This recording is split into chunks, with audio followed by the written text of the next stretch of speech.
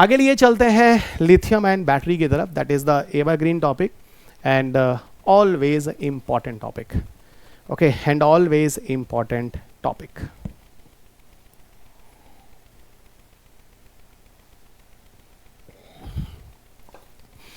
देखिए,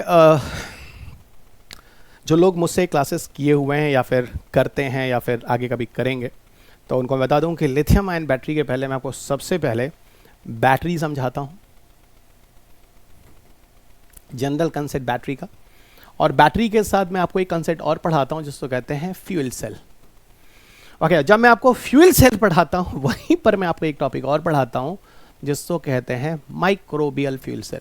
अगर आपके पास मेरी किताबें होंगी या आपने कभी मेरी क्लासेस की होंगी या आपने साइंस टेक सच में पढ़ा होगा, जैसे हिस्ट्री, पॉलिटी, इकोनॉमी, ज्योग्राफी को आप साल भर पढ़ते हैं और साइंस टेक को लास्ट के 50 या 100 पन्ने का कोई करंट अफेयर्स की मैगजीन किसी कोचिंग का होता है, उनके लिए नहीं, उनकी बात मैं नहीं कर रहा. ठीक है, तो बैटरी वर्सेस फ्यूल सेल और माइक्रोबियल फ्यूल सेल, इन्हीं चीज़ों पे जाकर ही हम लोग जोड़ेंगे किस कंसेप्ट को, लिथियम आयन बैटरी को. देखो दोस्त, असल में क्या होता है जरा समझना. किसी भी बैटरी में 4 मेन कंपोनेंट होते हैं, 4 मेन कंपोनेंट होते हैं और इसी 4 कंपोनेंट्स के बेस पे ही पूरी बैटरी काम करती है. 3 मेन होते हैं. पहला जिसको हम कहते हैं कैथोड, दूसरा जिसको कहते हैं एनोड, एक होता है सेपरेटर, एक होता है बच्चा सेपरेटर जो इन दोनों के मटेरियल को मिलने नहीं देता है, और एक होता है ओके एक तरह से कैटलिस्ट बोल सकते हैं, चाहे तो आप एक कैटलिस्ट बोल सकते हैं. एक होता है कैटलिस्ट या इलेक्ट्रोलाइट्स भी कुछ लोग कहते हैं, इलेक्ट्रोलाइट्स भी कह सकते हैं.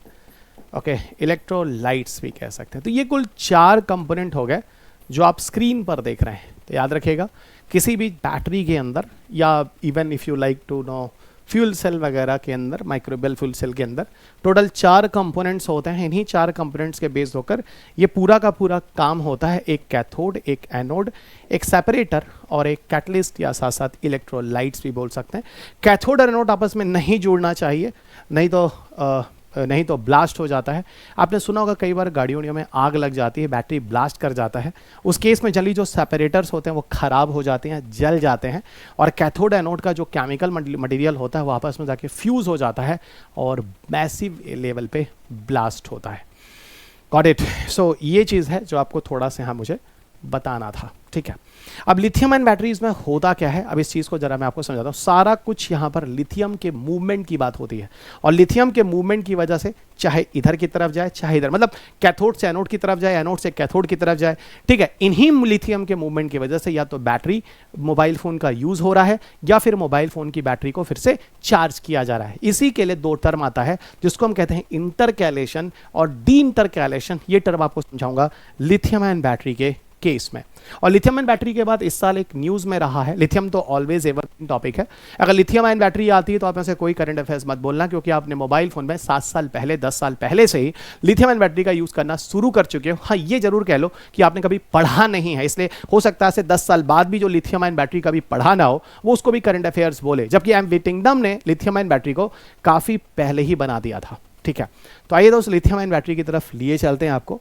और इसकी पहली अगर न्यूज़ जो आती है 1970s में आती है, जो मैंने अभी आपको बोला था एम विटिंगडम के बारे में. 1970s में एम विटिंगडम ने सबसे पहले इस बैटरी का निर्माण किया और जो काफ़ी न्यूज़ में रहा.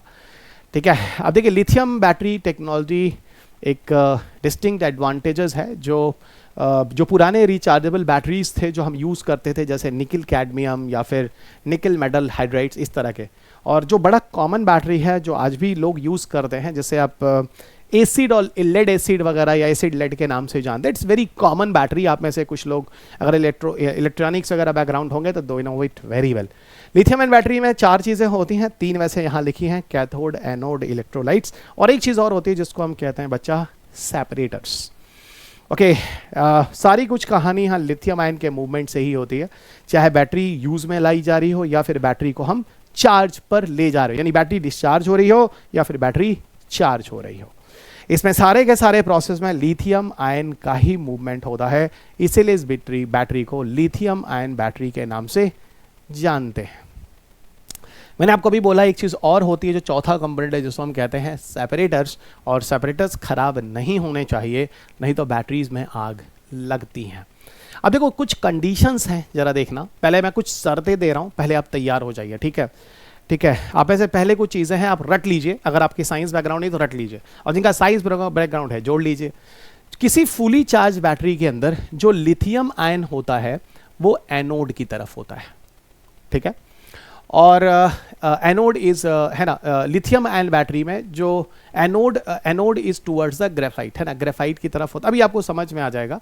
और जो cathode is actually towards the lithium metal oxide की तरफ होता है। एक काम करता हूँ, मैं आपको सीधे लिया चलता हूँ ओरिजिनल पिक्चर की तरफ, तो इन चीज़ों को आप पिक्चर के थ्रू जोड़ लेंगे तो जल्दी समझ जाएंगे। सुनो, ऐसा होता है कि दो टर्म मैंने अभी यूज़ किया था, एक जिसे हम कहते हैं इंटरकैलेशन और एक टर्म है जिसे हम कहते हैं डी इंटरकैलेशन। तो पहले बात होती है इंटरकैलेशन और डी इंटरकैलेशन क्या होता है, समझो। ऐसा है, इंटरकैलेशन में क्या होता है कि जैसे मान लो अभी मेरी बैटरी है, ये मेरा मोबाइल फ़ोन है, ठीक है। इस टाइम मेरे मोबाइल फ़ोन ऑन है, ठीक है, सब कुछ दिख रहा है, ठीक है। तो इस मोबाइल फ़ोन में बचा इस समय मेरी बैटरी धीरे धीरे डिस्चार्ज हो रही है, इसको हम कहते हैं इंटरकैलेशन हो रहा है। लेकिन जैसे ही मैं इसमें पिन प्लग लगाऊंगा ना चार्जिंग के लिए, फिर ये धीरे धीरे चार्ज होता जाएगा, फिर हम बोलेंगे डी इंटरकैलेशन हो रहा है। यानी इंटरकैलेशन का मतलब होता है बैटरी धीरे धीरे डिस्चार्ज हो रही है ना। इंटरकैलेशन मतलब क्या होता है, बैटरी धीरे धीरे डिस्चार्ज हो रही है, और डी इंटरकैलेशन का होता है बैटरी धीरे धीरे चार्ज हो रही है। तो मेरे ख्याल से इंटरकैलेशन और डी इंटरकैलेशन पहले आपके दिमाग में सेट हो गया, ये चीज़ें क्या होती हैं, ठीक है। अब आगे आओ, ठीक है। ये है एक्चुअल में पिक्चर जो आपको दिखा रहा हूँ, ठीक है।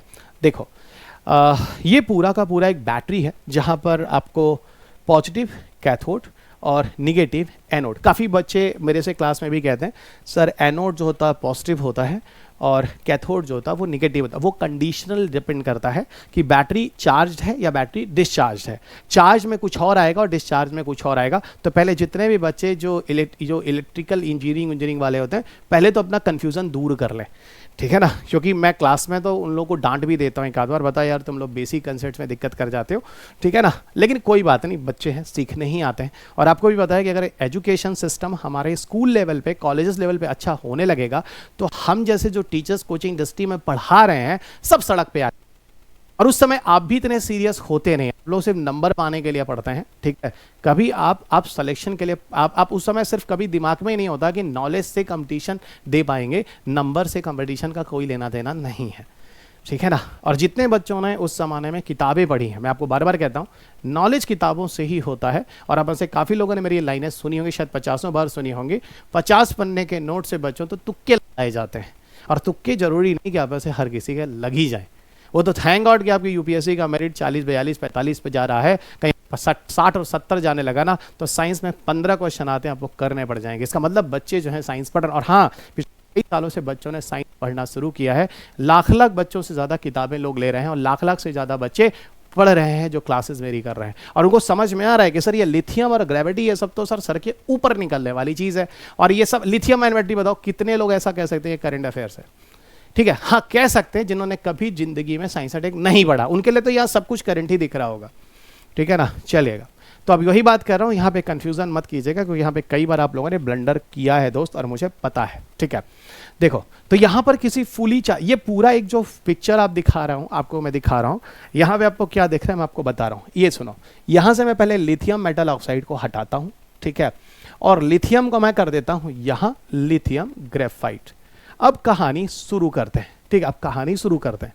कहानी यही है, किसी फुली चार्ज बैटरी में जो लिथियम होता है वो एक्चुअल में एनोड की तरफ होता है। तो ठीक है, लिथियम जो है वो एनोड की तरफ है और एनोड की तरफ होता है ग्रेफाइट, और लिथियम उसी ग्रेफाइट के साथ मिलकर लिथियम ग्रेफाइट के फॉर्म में पड़ा हुआ है, ठीक है ना। लिथियम ग्रेफाइट के फॉर्म में पड़ा हुआ है। यानी किसी फुली चार्ज बैटरी में यहां पे लिथियम नहीं, पूरा लिथियम इधर है, पूरा का पूरा लिथियम जो है बच्चा वो इधर की साइड है किसी फुली चार्ज बैटरी में। उतना ही उल्टा आप समझ गए, किसी डिस्चार्ज बैटरी में लिथियम इधर ना होके पूरा लिथियम इधर हो चुका होता है। उसी को उल्टा कर लीजिए, आपको समझ में आ जाएगा। अब जरा कहानी समझो। देखो ये एनोड है, ठीक है ना, ये लिथियम ग्रेफाइट है। जैसे ही आपने कोई बल्ब या कोई लोड लगाया, तैसे ही क्या होगा, यहाँ पे इलेक्ट्रोलाइट्स हैं, बीच में सेपरेटर्स होते हैं, इस पिक्चर में नहीं है। ये क्या करेंगे, इस लिथियम को तोड़ेंगे। ये लिथियम को तोड़ेंगे तो क्या होगा दोस्त, ये जो लिथियम है ना, लिथियम जो है जैसे ही इलेक्ट्रोलाइट्स इसको तोड़ेगा, देखना इलेक्ट्रोलाइट तोड़ेगा, ये लिथियम Li+ और इलेक्ट्रॉन माइनस बनाएगा। ठीक है, लिथियम जो होगा इसको इलेक्ट्रोलाइट्स तोड़ेगा, ये बनेगा Li+ और इलेक्ट्रॉन माइनस। अब Li+ क्या होगा, Li+ इधर से इधर आ जाएगा, इसका मतलब, और इलेक्ट्रॉन यहां पर बचने लगेगा। ठीक है ना, याद रखिएगा लिथियम का मूवमेंट इधर होता है पर इलेक्ट्रॉन का मूवमेंट नहीं होता, ये पहले से ध्यान रखिएगा। ठीक है ना, इसका मतलब लगातार ये इलेक्ट्रोलाइट जो होगा वो लगातार इस लिथियम को तोड़ता रहेगा, Li+ बनता रहेगा, इलेक्ट्रॉन माइनस बनता रहेगा, Li+ बनता रहेगा, इलेक्ट्रॉन माइनस बनता रहेगा। ये सारे के सारे Li+ इधर से इधर आते रहेंगे, लेकिन इलेक्ट्रॉन बेचारा यहीं पर पड़ा रहेगा। ठीक है, अब इलेक्ट्रॉन क्या करेगा, इलेक्ट्रॉन इधर सेपरेटर की वजह से उधर नहीं जा पाता है। ठीक है ना, अब यही इलेक्ट्रॉन जो होगा वो इधर से इधर चलने लगेगा, इधर इलेक्ट्रॉन की संख्या ज्यादा बढ़ने लगेगी, इधर इलेक्ट्रॉन की संख्या है ही नहीं।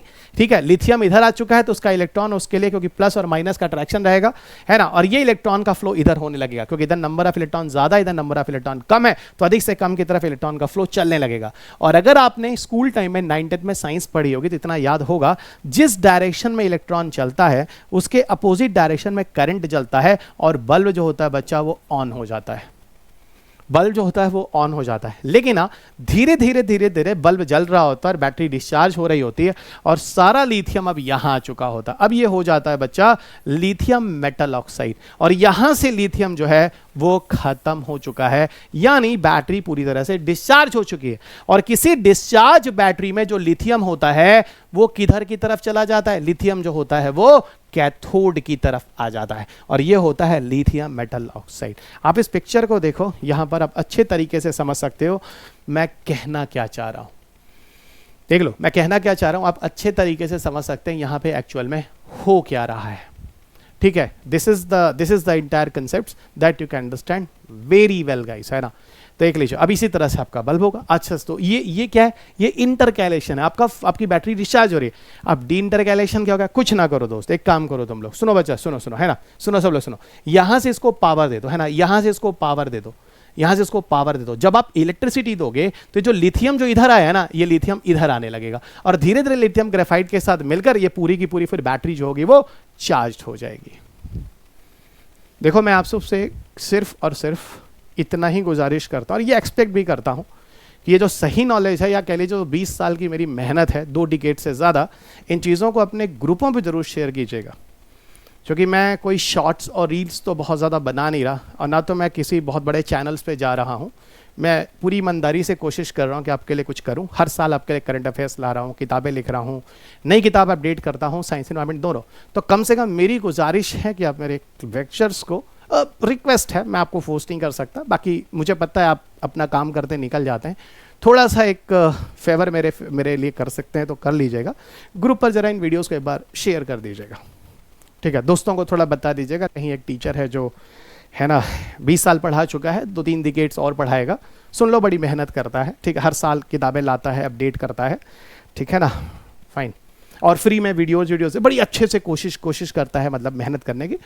कर देना दोस्त, थोड़ा मेरे लिए भी कुछ काम कर देना, बाकी ठीक है, करो ना करो कोई दिक्कत नहीं, हर कोई अपनी डेस्टिनी लेकर आया है। ठीक है, लेकिन याद रखना दुनिया में 3 ही टीचर नहीं हैं जो महान हैं, जो आप लोग सोशल मीडिया में देखते हैं। बच्चा, बहुत सारे टीचर्स ऐसे हैं जो लाखों की संख्या में हैं और चुपचाप कॉलेजेस में, स्कूल्स में बड़े ईमानदार टीचर्स हैं, पढ़ा रहे हैं, कोचिंग हाउस में भी कुछ आपको मिलेंगे, पढ़ा रहे हैं, उनकी ज़िंदगी खत्म हो जाती है, उनको कभी कोई जानता नहीं है। ठीक है ना, तो थोड़ा उनके लिए भी सोचिएगा। ठीक है, वो कभी टीचर कोई आपसे कोई एक्सपेक्ट नहीं करता बहुत ज़्यादा, इतना ही है कि हमारे बच्चे सक्सेस हो जाए। ठीक है, लेकिन वो भी टीचर्स हैं। वो अलग बात है कि आने वाली ज़माने में आप लोग 2 ही 3 टीचरों को याद रखेंगे क्योंकि सोशल मीडिया है। ठीक है, लेकिन विदाउट सोशल मीडिया पे बहुत लोग हैं, बड़े बड़े इंस्टीट्यूशंस में हैं, 50 सालों से पढ़ा रहे हैं, ज़िंदगी दे दी आप लोगों के लिए, कम से उनको भी नमन किया करें आप लोग। ठीक है, चलिए आगे बढ़ते हैं। तो this is the point, I think आप समझ चुके हैं। थोड़ा सा आपको और लिए चलते हैं आगे। ये देखो, ये वही मैं कह रहा था, खासतौर से जो इंजीनियरिंग बच्चे होते हैं जो बड़ा कंफ्यूज होते हैं कि सर आप एनोड को इधर कर चुके हैं, कैथोड को इधर कर, ये एक्चुअल में उन्हीं के लिए है, एक्चुअल में लिटरली उन्हीं के लिए, ठीक है। जहाँ पे आपको दिख रहा है कि मैंने आपको जो चीज़ बोली थी ये वही कॉन्सेप्ट है, आप बाकी लोगों के लिए आपको परेशान मत होइए, ये खासतौर से उन बच्चों के लिए जो एनोड और कैथोड को लेके कंफ्यूज होते हैं। इस पिक्चर को ठीक से देखो, कहीं एक तरफ चार्ज लिखा होगा, ये देखो कहीं एक तरफ चार्ज लिखा होगा, ठीक है, और कहीं दूसरी तरफ आप देखो यहाँ पे आपको डिस्चार्ज लिखा होगा, ठीक है। एक तरफ आपको चार्ज लिखा हुआ, दूसरी तरफ आपको डिस्चार्ज लिखा हुआ है। और देखो यहाँ पे दिखा हुआ डिस्चार्ज में क्या होता है, जो पॉजिटिव होता है वो कैथोड होता है और निगेटिव जो होगा एनोड होगा। लेकिन वही जब चार्ज होगा तो एनोड पॉजिटिव होगा और यहाँ पे आपको नेगेटिव होगा।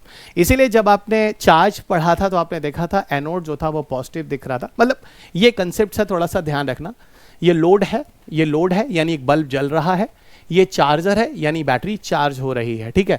यहाँ पे इलेक्ट्रॉन कैसे जा रहा है यू कैन अंडरस्टैंड, अगर इलेक्ट्रॉन ऐसे जा रहा है, आप समझ रहे हैं ना, इलेक्ट्रॉन का मूवमेंट, और यहाँ इलेक्ट्रॉन का मूवमेंट ऐसे देखिए, ठीक है। ये पूरी कहानी है जिस बेसिस पे आप इन चीज़ों को अच्छे तरीके से समझ सकते हैं। थोड़ा लंबा वीडियो है तो मैं थोड़ा बैठता रहूँगा, तो डोंट बी एंग्री, ठीक है, कोशिश कर रहा हूँ, ठीक है। सो एडवांटेज क्या है लिथियम आयन बैटरी का, तो थोड़ा बोर्ड पे देखिएगा, साफ साफ दिख रहा है, काफ़ी हल्का होता है, ठीक है, it's a very light in weight, काफ़ी हल्का होता है ये। हाई डेंसिटी है एनर्जी का, मतलब इसमें काफ़ी ज़्यादा मात्रा में पावर स्टोर होता है, हाई एनर्जी डेंसिटी है। और देखो ना 5000 साइकिल यानी 5000 बार आप इसको चार्ज कर सकते हो, उससे ज़्यादा ही है ना। नॉर्मल देखो 400-500 बार में चार्जिंग में बैटरी बैठ जाती है, यहाँ पर इतनी सारी होती है। जो नॉर्मल बैटरी, नॉर्मल मैंने आपको वो बोला था, नॉर्मल जो बैटरीज होती हैं लेड एसिड वाली ही बैटरी होती हैं, लेकिन यहाँ पर देखो करीब करीब 10 गुना से भी ज़्यादा आपको मिल रहा है, उससे ज़्यादा ही। इसमें आपको मेंटेनेंस कम करना पड़ता है इस बैटरीज़ में। इसका डिस्चार्ज रेट भी काफ़ी कम होता है, अगर आप फ़ोन को वैसे रखे रहें तो जल्दी से उसकी बैटरी डिस्चार्ज नहीं होती है। और नो मेमोरी इफेक्ट होता है। नो मेमोरी इफेक्ट का मतलब होता है अगर ऐसा नहीं कि एक साथ आप कई चीज़ें मोबाइल फ़ोन पे यूज़ कर रहे हैं तो बैटरी काफ़ी ज़्यादा कंज्यूम हो रही होगी, एक ही पावर पर आपको सारे के सारे इफेक्ट्स एक्सेस होते हैं। जबकि नॉर्मल अदर बैटरी देखिए तो ज़्यादा एक्सेस कर रहे होते हैं, तो बैटरी काफ़ी तेज़ी से एक्सेस कर रही, खींच रही होती है पावर। तो कुछ नो मेमोरी इफेक्ट भी है जो आपको लिथियम आयन में आपको मिलेगा। डिसएडवांटेज ठीक है भाई, हाई प्राइसेस है, ठीक है, और थोड़ा ये ज़्यादा गर्म होता है बैटरी, तो थोड़ा सा ये चीज़ है इसके साथ जो आपको निगेटिव मिलेगा इन दिस केस। कुछ चीज़ें हैं जो मैं यहाँ लेकर आया हूँ और मैं आपसे गुजारिश करूँगा, एक दो फैक्ट्स हैं जो आपको जानना चाहिए, और ख़ासतौर से ये पहला वाला और ये तीसरा वाला, that is important for you people guys, ये वाला और ये वाला, ठीक है, ये दोनों, ठीक है। एक तो जैसे सेलफोन, लैपटॉप्स और कैमरा में जो आप बैटरी यूज़ करते हैं वो लिथियम कोबाल्ट बैटरी होता है। Lithium is common everywhere guys, but lithium के साथ लिथियम कोबाल्ट होता है। और जो गाड़ियों के अंदर यूज़ करते हैं या फिर ग्रिड स्टोरेज में बैटरी में पावर को स्टोर करने के लिए जो यूज़ करते हैं, lithium nickel cobalt aluminium oxide और लिथियम टाइटनेट होता है, ठीक है, लिथियम टाइटनेट होता है। अब यहाँ पे देखो कुछ चीज़ें हैं लिथियम आयन बैटरी के लिए, how it's make them better among other batteries. तो यहाँ पर एक बात बताऊँ, अगर लिथियम आयन बैटरी को आपको एक बड़े लेवल तक बचा के रखना है, सुरक्षित रखना है, तो इसको पूरी तरह से आप डिस्चार्ज मत किया करें, रखे रहा करें, और पूरी तरह से चार्ज भी मत किया करें। अभी मैं आपको बता रहा हूँ, यानी कह लो कि 30% से लेकर और 90% के बीच बैटरी अगर आपके पास है तो हमेशा इतनी ही रखो अपने मोबाइल फ़ोन में। Lithium ion battery should be charge before the battery is completely discharge. तो बैटरी को पूरी डिस्चार्ज मत होने दो, है ना। तो मैंने आपको बोला 25-30% बैटरी आने के बाद उसको फुल आप चार्ज करो और 100% तक चार्ज मत करो। Got it. ये कुछ कंडीशंस हैं। और अगर फ़ोन को यूज़ नहीं कर रहे हो आप तो उसको अरे हाँ, अगर आपको जब बैटरी चाहिए तभी बैटरी खरीद, पहले से लेके बैटरी मत करके रखे रहना, 2 महीने बाद लगाएंगे, उसका डिटोरेशन शुरू से स्टार्ट हो जाता है। और बैटरी को जैसे आप यूज़ नहीं कर रहे हैं तो आप उसको ले जाइए रेफ्रिजरेटर में रख दीजिए, ठीक है ना। लेकिन इसको फ्रीजर में मत रखिएगा। रेफ्रिजरेटर में 2 जगह होती है, नॉर्मल रेफ्रिजरेटर के अंदर और उसके अंदर जो आइस जमता है उसके अंदर मत रखिएगा, तो इलेक्ट्रोड्स वगैरह जम जाएंगे, क्वालिटी ख़राब हो जाएगी। तो अगर बैटरी की लाइफ स्पैन ज़्यादा चाहते हैं तो रेफ्रिजरेटर में रख दीजिएगा, फ्रीज़र में नहीं, है ना। यहाँ भी कंफ्यूज मत कीजिएगा, नहीं तो फालतू में आप कहिए रवि सर आपने बोला था और ये रहा सर, हमारे 1500 रुपये लग गए सर, आपको देने पड़ेंगे। तो वो मैं आपको पहले ही बता दे रहा हूँ, है ना, मत ही रखिए तो ज़्यादा अच्छा है। मैं आपको कॉन्सेप्ट समझा रहा हूँ। Got it. अच्छा, एक चीज़ और न्यूज़ है जो लिथियम रिजर्व्स के बारे में, और जिसको हम लोग वाइट गोल्ड के नाम से जानते हैं, वो थोड़ा सा जोड़ना पड़ेगा। इवन 2023 के प्रीलिम्स के लिए मैंने इस क्वेश्चन को एक्सपेक्ट किया था, क्योंकि आपने देखा होगा जनवरी के आसपास 23 में एक न्यूज़ आई थी कि भारत का सबसे बड़ा लिथियम रिजर्व रसाई डिस्ट्रिक्ट जो है जम्मू एंड कश्मीर में वहाँ मिला है, ठीक है, वहाँ मिला है लिथियम एंड रिजर्व्स। तो India is the seventh largest resource of lithium globally, ठीक है। तो हम दुनिया में 7वें नंबर पे हैं जिसके पास लिथियम का भंडार है, पहली चीज़। और दूसरा, मिनिस्ट्री ऑफ माइंस जो है वो, ठीक है, उसका जो मिनिस्ट्री ऑफ माइंस के साथ एक स्टेट ओन्ड खनिज विदेश इंडिया लिमिटेड करके मतलब कंपनी है कह लो, ये 5 ऑड लिथियम ब्लॉक्स वगैरह पे मतलब काम वाम कर रहा है। फिलहाल इट्स नॉट रिक्वायर्ड हियर। यहाँ पर आइए जो एक्चुअल में ज़रूरी है, जियोलॉजिकल सर्वे ऑफ इंडिया का रिपोर्ट है कि 5.9 मिलियन टन लिथियम रिसोर्स जो हैं वो भारत में कुल ढूंढे जा चुके हैं। और सबसे बड़ा जो रिसोर्स है वो सलाल हाइमाना एरिया है, वही रियासी डिस्ट्रिक्ट जो मैं बता रहा था, union territory of Jammu and Kashmir, ये भारत का सबसे बड़ा रिजर्व है। ओके, और यहाँ पर एक मैप लेकर मैं आपके सामने आया हूँ जहाँ पर आपको मिनिस्ट्री ऑफ माइंस के द्वारा एक रिपोर्ट है, लोकसभा में जो रिप्लाई होती है 8 फरवरी 2023 को। इस रिपोर्ट के हिसाब से टोटल लिथियम के जो रिजर्व हैं वो भारत में 7 स्टेट्स में है, जो आपको मिल जाएंगे इस पिक्चर में। तो ये कहीं अगर आता है यूपीएससी में तो फिलहाल location base UPSC never ask the questions, अगर आप मॉडर्न ट्रेंड देखेंगे, लेकिन फिर भी थोड़ा सा देख लेना, जम्मू एंड कश्मीर में फिलहाल सबसे ज़्यादा है। उसके बाद आपको देखिए राजस्थान, उसके अलावा झारखंड, मेघालय, छत्तीसगढ़, ओके, नागालैंड और Arunachal Pradesh. So these are the 7 state where you will get the presence of lithiums, okay, presence of lithium. तो ये थोड़ा सा ध्यान रखना।